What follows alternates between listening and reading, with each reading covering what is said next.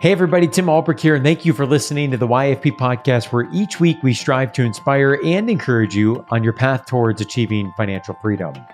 This week, I had the pleasure of sitting down with award-winning director and producer Robin Hauser to talk about her most recent documentary, Savvy, which explores why it's critical for women to understand and take control of their personal finances.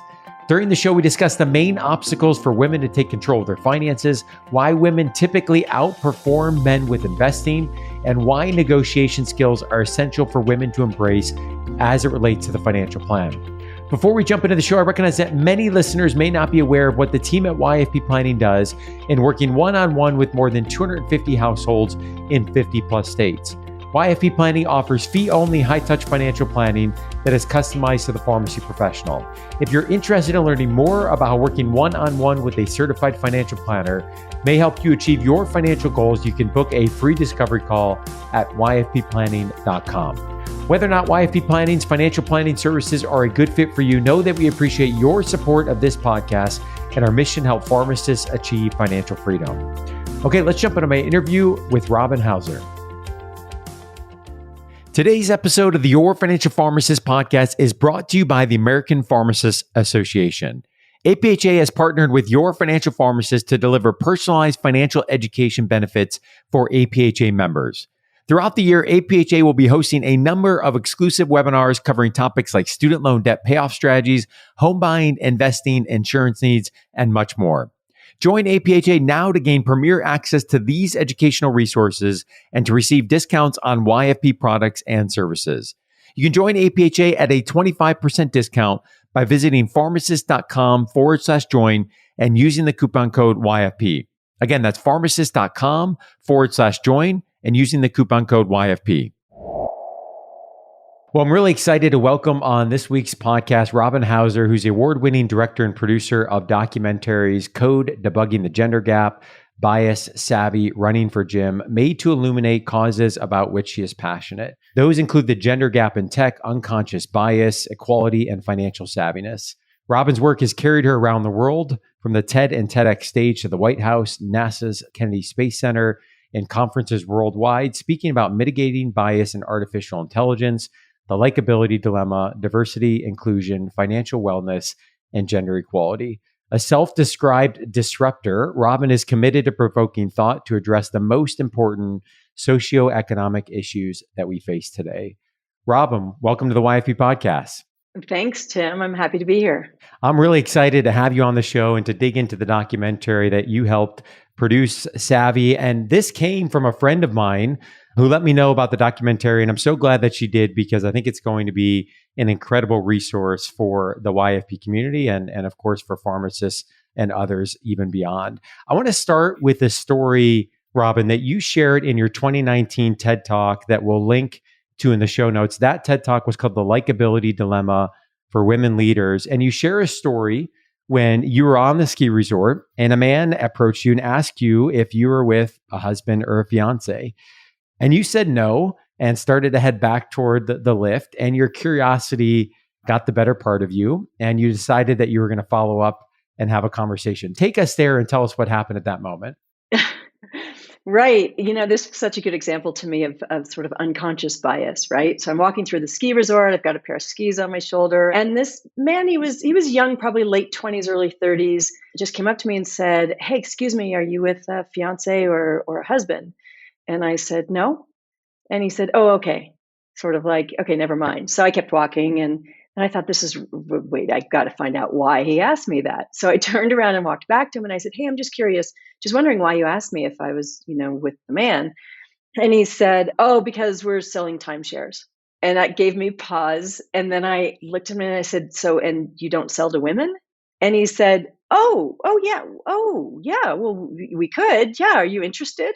And I said, "Well, no, not really." But I said, "You do know that women have pocketbooks too, right? Like women can buy condos or can join a timeshare, but it was as though it had never occurred to him. And poor guy, he's just trying to do his job. But I think that it's the way they trained him was sort of to go for probably the average, which is find couples that are together, heterosexual couples, and, ask the guy, because usually it's the man handling the purse strings and making sort of long-term or investment decisions. And it just really struck me that they were missing this entire sort of demographic by not actually, approaching women. And you shared another story in that same TEDx talk where you had a cocktail party and you asked the man about his line of business. And he said he was in the fintech business. And you said, what type? And he said, well, it's complicated. And I think it's just another example of what you just mentioned there. And my question for you is, why do we men often carry this implicit bias that women don't understand finance or they're not involved in the finances? Where does that come from? Well, and I just want to point out that these are likely, very, well-intended men. Mm-hmm. And when this man said to me, "Oh, it's complicated," he did definitely say it in sort of a dismissive way. And what I was curious about is, had I been a man, had he said that to me, would he still have said, "Oh, it's complicated," or would he have said, "Well, actually, we're a white bank and we're raising, 10 million for our first fund," or whatever, right? And gone into details about it. But he was just assumed, and maybe it's because I'm a woman, maybe it's because I'm blonde, I don't know. But he just made this assumption that it would be probably too complicated. And, my response to him was, try me. Like, you might be surprised. I actually might be able to understand you and the concept, of whatever your fintech deal is. A lot of it is stereotypes. Mm-hmm. I mean, it's really interesting that in our society sort of dictates that finance is male territory. And if you look back over the years, that's how it's been. So even if a woman handles the lunch money or the day-to-day, grocery money, it doesn't mean that she's involved in long-term financial planning. It doesn't mean that she's necessarily involved in how much are you saving, who's your mortgage with, what sort of debt do you even have? I mean, these are questions she might not be able to answer. Yeah, and just a point of vulnerability here for a moment. My wife and I had this conversation not too long ago where just what you said there. So my wife stays home. We've got 4 boys, just phase of life we're in. She day to day is spending money on the groceries, activities, homeschooling things. She has a much closer look on the financials day to day than I do. But long-term planning, I was really taking, a lot of that under my wing. And we really identified this disconnect between the long-term planning and what was happening day to day. And we said, really, if anything, like you should be in charge and empowered in the financial plan. Obviously, we both need to be involved.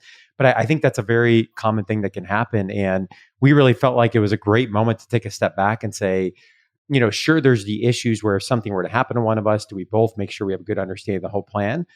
But just objectively, day to day, week to week, month to month, year to year, especially in the phase that we're in, it just makes sense that she would really be taking the lead and what we're working on financially. Well, that's right. And when you think about, look, we're all really busy, right? So division of labor in a partnership, in a marriage is important. You don't both need to always take the kids to school. You don't both need to, walk the dog together. I mean, if you can, that's wonderful and that's fabulous. But the reality is that we all take on a lot. And so we need to divide and conquer at times to be most efficient. My point is, that's not what we need to do with money. With money, when it comes to money and planning money and understanding personal finance, it's something that we need to at least collaborate on, once a month so that we know. And that's exactly right. As you said, here are the reasons that women are so vulnerable. Number one, we live longer than men. So even if you live a full life, chances are that a woman's going to live 8 years at the end of her life on her own. We earn less money because we spend more time out of the workforce. Therefore, we have less Social Security, and we earn less. We earn 80 cents to the dollar that a man makes. So this is why 80% of women 65 and older live in poverty, 80% more than men, right? That's astounding. I mean, that's a problem. So women need to get involved with personal finance, take the reins of their money, and really understand how to grow their wealth. And so that if they did, or when they do end up on their own, they'll be able to handle it. Which is a great call to action. Our community, as I mentioned before we hit record, the pharmacy profession is predominantly more women than men, especially as of late with graduates over the last 20 years. So such a good call to action and reinforcement for our community. So the Savvy documentary addresses why women across the board often take a passive role or give up their role in managing their finances. And you say particularly in millennials. And obviously there's many factors as to why, but what do you feel like is the greatest obstacle or two for women being able to take control of their finances? Probably intimidation. I think what happens is that I mean, the financial industry was built by men for men, not on purpose to exclude women. It's just that's the way it was when Wall Street was being created. It was men that was handling that organized that, right? And so along with that comes this sense of sort of ambient belonging, right? Using a lot of acronyms, ETFs, your SEP, your IRA, what do these things mean? And even very well educated, very intelligent women can feel marginalized and can feel intimidated if they haven't kept up and if they don't understand. And especially now with technology and the way fintech is working, there's all sorts, cryptocurrency, there's all sorts of new terminologies. And it takes, effort to keep up with what does this all mean, right? And so I think that that's probably the biggest hurdle is this intimidation factor, thinking, oh boy, I really should have kept up with this all these years and I haven't. And so, now I'm behind and I don't even know. It's overwhelming. I don't know how to catch up. I don't even know how to start. Right. And often the woman who is busy with kids and probably her own job and volunteer hours and everything else doesn't make the time to go to the financial planner with her spouse. And therefore, she doesn't really have a great relationship with that person. 90% of women who are widowed or divorced change financial planners or advisors within the first year. And what does that tell you? That tells you that women are not relating Yeah. to the financial advisor, or the financial advisor doesn't really understand the plights or the issues that women face when it comes to money. And they're not really working to maintain their female clients. Yeah, and perhaps weren't invested in that relationship together or a part of the decision making for that relationship to begin with. And it's one of the reasons when we're talking with individuals that are looking for planning services, if it's a situation where it's a spouse or a significant other, but folks are doing that together, both parties need to be present from Jump Street. Now, as time goes on, it may be that schedules get busy and maybe it's not realistic that for every single meeting, two people are always there. But upfront decision making, understanding the goals, the priorities, the issues, so important to have both individuals that are involved. So, one of the things that you highlight in the documentary that I thought was fascinating is the statistic that when women invest, whether that's hedge fund managers, mutual fund managers, or individually, they outperform men by about 1% annually. And when I saw that, we preach and teach on this podcast that 1% really matters. Our listeners know that in terms of the compound effect of 1% over time, whether that's in returns or perhaps fees or a combination of both. So when I see 1%, like that matters, that's significant. Why is this? What's behind this? Tell us more. Yeah, I think it's 1 basis point a year, which corresponds to about 1%. And I think what that is women are more risk aware. They're not more risk adverse, they're more risk aware. So women understand the risks involved in investing. They might put a little bit more attention into being well diversified, to not jump into something that sounds like it's a really good investment, but could have, a huge negative impact on a portfolio if it were to go wrong. So because of that, because of women's patience and their sensibilities to risk, they tend to make better investment decisions. Yeah, and that of course compounds, over time. But we know when you look at simulations of portfolios, if you're able to mitigate, the volatility of a portfolio, but take on appropriate risks in the long term, you're going to see really good returns. So that makes sense. The other aspect that I've seen in my own situation, but a pharmacist I talk with all across the country, and the men that are pharmacists that listen may not like me calling them out, but there tends to be a little bit more overconfidence that I see in terms of, certainly there's varying levels of education, but is there an openness and a receptiveness to learn and to have someone come alongside of you to be able to advise, but also to keep you accountability? And I know that's a big generalization, of course, but I think there's a different level of receptiveness that may come to that as well. Well, there's no doubt. I mean, that there's a confidence gap when it comes to women and to girls. This is just something that we tend to suffer from, right? So there have been some really interesting studies. I think Catalyst did a study several years ago that showed 10 different qualifications that you would need, whether you're a woman or a man, to apply for a job. And men tended to apply with confidence if they had, even just 60% of the qualifications, right?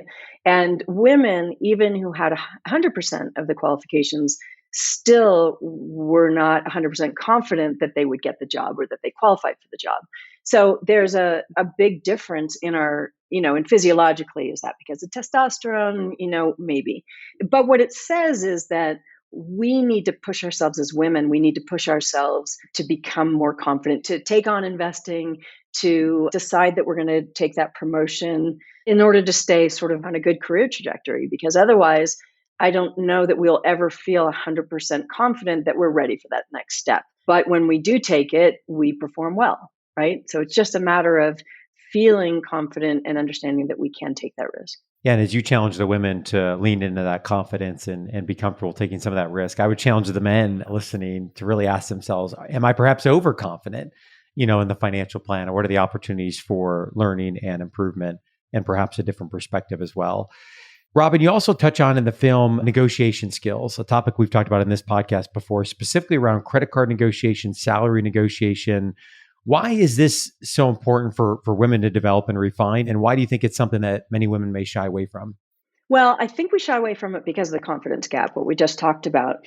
But negotiating is a really interesting thing because what happens is that women and men, when we negotiate, women tend to outperform men in negotiations, but only when women are negotiating on behalf of somebody else. When we negotiate for ourselves, we are not as successful. So why is that? Well, it's because in our society, women are supposed to be, especially, a good woman, right, is supposed to be supportive, deferential. We are not necessarily rewarded when we come across as overly confident, overly assertive, decisive, right? But those are things that men actually are rewarded for because they are seen as leadership skills in men more than they are in women. Right. And this comes into this sort of likability dilemma. But when it comes to negotiating, it's fascinating because women, we violate societal norms of what it is to be a likable woman when we are negotiating hard for ourselves. We come across as being selfish and self-centered and maybe even greedy, right? Which is kind of ridiculous. But those qualities we tend to tolerate more in men and expect more of in men than in women. So what does that mean? Women have to often come to the table, negotiate, and give examples of why they need money, which is interesting. So why they would need a higher salary. And those are things that men aren't burdened with as much. And I think that if you're an employer, I think, we need to pay attention to this. We need to understand, if you want to retain women, if you want women to rise in your company, we need to, one, push them to take promotions, and two, understand that it's going to be harder for her to ask for a salary raise, even though she has earned it and deserves it, right? And so we need to be aware of that. And we need to also be aware of the fact that women know how we're perceived when we negotiate. So we are careful about how we negotiate and what we do. And the reason we need to continue to negotiate successfully regardless is because otherwise the pay gap widens. Yep. And that's where my mind was just going, Robin, with the pay gap is, and I appreciate the call to action to the employers that are listening. It's so important to be aware of it and to be taking action appropriately, especially in a field like pharmacy where, we have great flexibility where pharmacists may, through different seasons of life, cut back hours or increase and then take back hours over time, depending on family needs and other needs, which is a great benefit, but also can be a challenge if you're stepping out and into the workforce to make sure that pay, differential is not widening over time. And so I think, the responsibility certainly lies in part on the employer, also in the individual to be able to effectively negotiate for themselves and to be confident in doing that. So it's a great, great piece. We often on this show talk about the lack of financial literacy available to pharmacists while they're in pharmacy school. And I know financial literacy education is a big topic, one I'm passionate about that really should start as early as possible and be as longitudinal as possible. And this is really striking for our profession where we have new graduates coming out on average with about $170,000 in student loan debt. And because of the lack of financial literacy of education, I think it's easy to make missteps along the way. And so my question here is, were there any key lessons that you took away from the documentary or in the preparation of the documentary that really focuses on helping to improve financial literacy among women? Even if it's access or interest, how do we overall rise the level of financial literacy and education and make it one that is accessible, of interest, and also is able to be action oriented? Well, and this is for men and women, right? We Yep. need to have relatable financial education courses in school and in high school, even. I mean, I'm even a proponent for starting them age appropriately in grade school, but there's no reason that you can't learn in high school the positive and negative impacts of compounding interest, for example. You need to understand that you can't just, that you need a credit card. First of all, you need a credit card in order to establish good credit.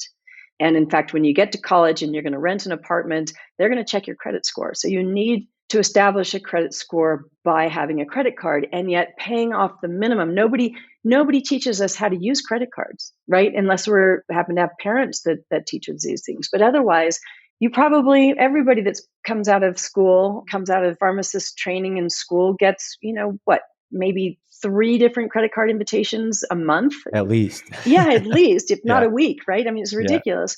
And yet, in any of those, unless you're going to, even if you read the fine print, does anybody stop and say, but here, let me actually teach you how to use this? Because paying the minimum is not enough. Paying the minimum means you're actually going to be paying interest, Yeah. right? A Interest lot is of accruing. interest. Yeah. A lot of interest. Yeah, some of those credit cards, those initial credit cards are over 25%.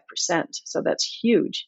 So I think that's essential for men and for women. We need to know what our credit score is. We need to pay off the total balance on a credit card every single month. We need to use less than 10% usage of it in order to have the highest credit score rating. But these are things that nobody teaches us, right? So I think that's important. And then I also think that, yes, whether you're in business school, whether you're coming out of pharmaceutical school, there's no reason that there can't be an education of finance course that's specific to your industry, right? I think that that's something that we're owed, especially if you're going to end up with $170,000 in student loan debt. Yeah, and I think we're starting to see momentum among this. And I think there's other health professions I would give kudos to. I think medicine has done this well from an association college standpoint. Veterinary medicine has done this well from an association college standpoint. And I think what we need to get past is the stigma and the idea that this is a doctorate level education and personal finance doesn't belong. It does belong, right? Because we know the connection between financial wellness and one's ability to be a clinician and to work effectively in their role. Those things are very well connected. And so I think we're starting to see momentum in our profession around this topic, which is very exciting. And of course, for folks that are listening that have, kids at home, what a great opportunity to just begin conversations as early as you possibly can. And these come up all the time if you watch and listen for them. I remember being with my oldest son, who's now about to be 11, probably when he was 5, maybe 6, and we were at the grocery store, and he just asked me a question once at checkout. He was like, "Oh, so Dad, like you just swipe the card and then you get the groceries? Like, is that how it works? You just swipe the card and you get what you need?" And I was like, "Oh my gosh, what a great teaching moment about, how does money go from work into a bank account? There's not physical cash, right? This is such an incredible learning moment, but that is a foreign concept if a child gets money from a gift or from work and it ends up online, but I don't see it in front of me, but it's in an account. Like, what is that, right? What does that mean? So I think just such a great opportunity to be having these conversations, if we're in a position to do that. Yeah, it's so interesting. And the psychology, behind all that too, right? Like if you are just swiping, I mean, it'd be interesting to see how your son would react if you had pulled out your wallet and paid in cash, which none of us do anymore, for the groceries as opposed to swiping that card, right? And there's something that they talk about called a pain of paying. And I think that's really interesting because it is much less painful to pay with a credit card. It's more painful when we see our balance at the end of the month and we have to say, okay, pay that off. But in terms of sort of swiping versus taking out a few 20s or 50s from our wallet, that kind of hits us a little bit more in terms Yeah. of the pain. And let me tell you, I mean, with Venmo, what's Venmo? I mean, that it's crazy, right? There's just sort of this fictitious balance. I mean, it is a balance actually, but you almost forget that it's tied to your checking account, and there seems to be no pain in that at all, which is why it's so easy to spend. Yeah, one of the things my boys will often ask me now, and I guess I'm glad that they're comfortable asking the question, but they'll often ask, well, how much does that cost you, Dad? How much does that cost you? And sometimes their reaction is like, oh my gosh, I had no idea. Or like, oh, that's not bad. And I'm like, well, it's still, a lot of money and let's have a conversation about kind of work. But you also don't want to create a scarcity mindset. And so there's a delicate balance, as you're having these conversations with kids about money, but there's things they can relate to, right? So if they get $1 or $3 or whatever the tooth fairy pays nowadays for a tooth, like they understand what that is. So if they can understand, something costs $20 or $50, that might, really resonate with them and be able to put their arms around exactly, what is the amount of something. And to your comment about, the pain of paying, like it becomes real when they can really see the tangible dollars that are at play. One of the other things I wanted to ask you about is it feels like to me, there's a significant inequality of who is leading the financial education out there. And, one of the reasons I was so glad to see this documentary specifically geared towards empowering women around money, and obviously the work that you've done here, is it feels like if you look at the traditional education around financial topics, it is largely led by men. Now, I think that's shifting. What's happening, but let me give one example. I'm kind of going down the rabbit hole right now of learning about cryptocurrency. One, because it's a topic I feel like I've got a baseline knowledge in, but as we get more questions, I want to myself become more knowledgeable. And I'm digesting YouTube videos and blogs and books. And, I'm pretty far into the journey, and I can maybe think of on one hand, if even that many women that are leading the conversation and the education around cryptocurrency. And while that's one example, I think it sheds light into other areas of the finances, whether we're talking about the alphabet soup of retirement planning or estate planning or tax planning. It feels so heavy on the male side of the equation as it relates to financial education and literacy. Am I reading that correctly? Well, yeah, I think so, because I mean, there are many more male financial advisors than there are women. This is something that, there's a big effort to change and trying to get more women into financial advising. But I think especially when it comes to crypto and why? Well, because crypto is sort of a merge of finance, which we know is male oriented, and computer science, which is male oriented. So when you're taking two things that tend to have the stereotype to be very male centric, I think it stands to reason that there are less women there. And again, back to that idea of ambient belonging. I mean, if you just don't feel like you belong there, if it doesn't feel like home when you're, so if a woman goes to a cryptocurrency conference and she's one of the only or the few women there, she's going to feel like she doesn't belong, right? So it's really hard to pioneer and to push through that being the minority. And many women have. Same goes for people of color, right? But I do think that, it's hard to be what you can't see. And so we need to get more women into finance and into crypto, into computer science, sciences in general. I love hearing that pharmaceuticals is strong, has a strong hold of women. That's fabulous. But this is what we need to do in order to change the stereotype. Well, this is great, Robin. I really appreciate the conversation, and I would encourage folks to make sure that they check out the documentary Savvy. We'll link to it in the show notes. Where is the best place that folks can go to learn more about you and to follow the journey and the work that you're doing? Well, finishlinefeaturefilms.com is our website, and we will list different screenings of Savvy. That whether it's film festivals or whether we're doing public screenings, you'll find them listed there. So keep an eye on that website. Awesome. We'll link to that in the show notes. So thank you so much, Robin, for your time. I appreciate it. Thank you, Tim. Before we wrap up today's episode of the Your Financial Pharmacist podcast, I want to again thank our sponsor, the American Pharmacists Association. APHA is every pharmacist ally advocating on your behalf for better working conditions, fair PBM practices, and more opportunities for pharmacists to provide care. Make sure to join a bolder APHA to gain premier access to financial educational resources and to receive discounts on YFP products and services. You can join APHA at a 25% discount by visiting pharmacist.com/join and using the coupon code YFP. Again, that's pharmacist.com/join using the coupon code YFP. As we conclude this week's podcast, an important reminder that the content on this show is provided to you for informational purposes only and is not intended to provide and should not be relied on for investment or any other advice. Information in the podcast and corresponding material should not be construed as a solicitation or offer to buy or sell any investment or related financial products. We urge listeners to consult with a financial advisor with respect to any investment. Furthermore, the information contained in our archived newsletters, blog posts, and podcasts is not updated and may not be accurate at the time you listen to it on the podcast. Opinions and analyses expressed herein are solely those of your financial pharmacist unless otherwise noted and constitute judgments as of the dates published. Such information may contain forward-looking statements which are not intended to be guarantees of future events. Actual results could differ materially from those anticipated in the forward-looking statements. For more information, please visit yourfinancialpharmacist.com/disclaimer. Thank you again for your support of the Your Financial Pharmacist podcast. Have a great rest of your week.